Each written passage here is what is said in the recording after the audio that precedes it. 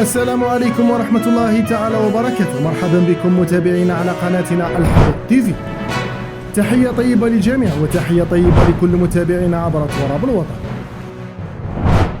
إذا مشاهدينا الكرام، ترتقب مصلحة الأرصاد الجوية خلال يوم الأربعاء الموافق 8 من فبراير أجواء غائمة بإذن الله على أغلب الولايات الشمالية الشرقية، مرفوقة بتساقط الأمطار بداية من أمسية يوم الأربعاء بإذن الله، بكمية ترتقب أن تصل أو تتعدى 20 ملم محليا، والتي ستميز كل من ولاية أم البواقي، سوق هراس، قالمة، قسنطينة، ميلا، طارف، عنابة، سكيك، دجيج، البجاية، تيزي وزو، برج بوريرج وولاية سطيف.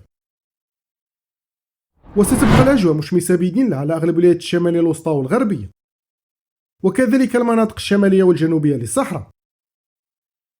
كما سنة جدرية جد قوية قد تصل سرعتها تتعدى 70 كم في الساعة، والتي ستميز الولايات الساحلية الشرقية، وكذلك المناطق الغربية والجنوبية للصحراء.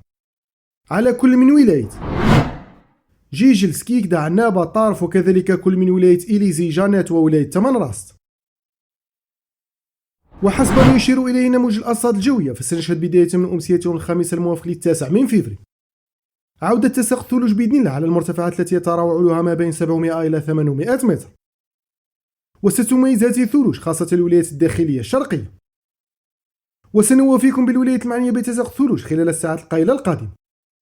شكرا على المتابعة، ولا تنسى الاشتراك في القناة لنوافيكم بكل المستجدات.